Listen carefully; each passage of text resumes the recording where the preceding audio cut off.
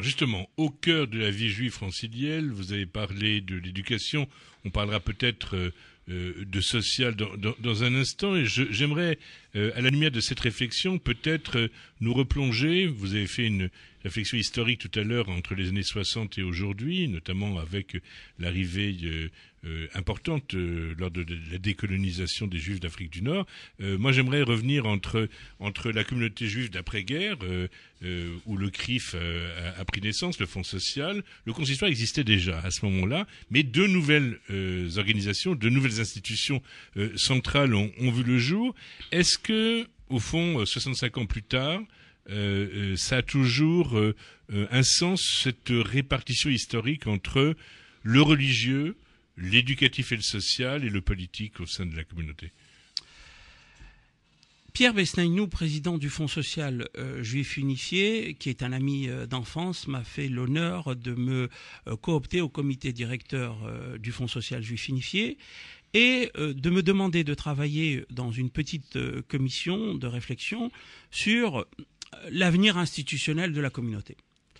Et je vais vous dire les réflexions que moi j'essaye de porter dans le cadre de ce travail. Je crois qu'il faut qu'on s'arrête, que les responsables communautaires s'arrêtent et réfléchissent. Pourquoi? Parce qu'il y a eu au minimum deux évolutions importantes dans l'organisation institutionnelle de nos communes. Première évolution importante, c'est la création de la Fondation pour la mémoire de la Shoah.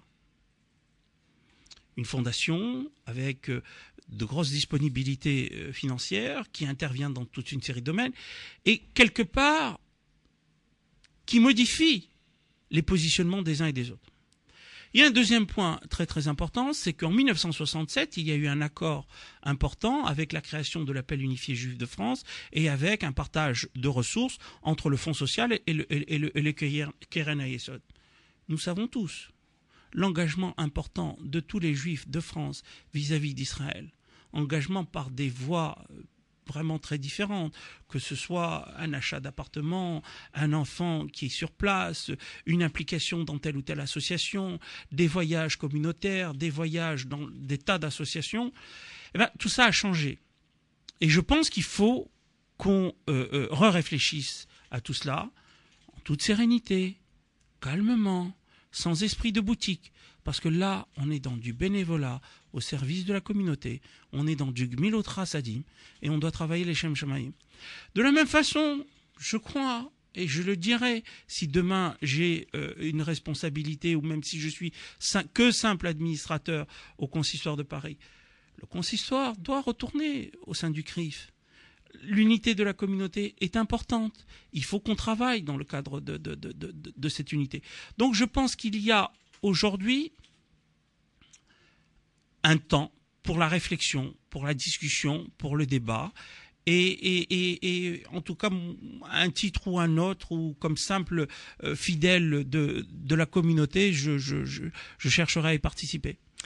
Dov Zera, vous parliez du bénévolat au sein des institutions et du consistoire en particulier. Vous parliez de ce bénévolat peu compatible avec des bagarres. On ne comprendrait pas très bien. Il n'en demeure pas moins que ces bagarres, elles existent et on en a eu une illustration.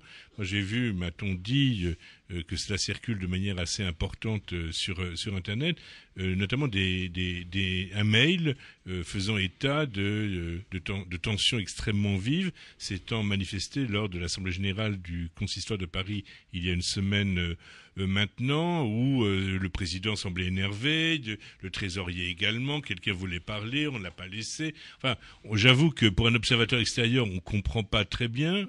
Première question, vous y étiez. Deuxième question, vous avez une opinion sur cette affaire? Monsieur Rosanovitch, Shtuyot. Aujourd'hui, il faut faire en sorte que la campagne porte sur les véritables débats. Bon, malheureusement, il peut y arriver telle ou telle dérive. J'ai transmis aussi bien au président du consistoire qu'au grand rabbin de Paris, qui sont nommément visés par cet écrit, mon message de solidarité, de soutien. Voilà. Parlons du fond. Il n'y a pas plus à dire. Ce n'est pas significatif. ça ch'touillotte, si vous voulez. C'est dommage, c'est triste, mais parlons du fond. 15h46, mon invité cet après-midi, Dov Zerad, qui conduira une liste aux prochaines élections du consistoire de Paris en novembre prochain. On le retrouve après une page de publicité.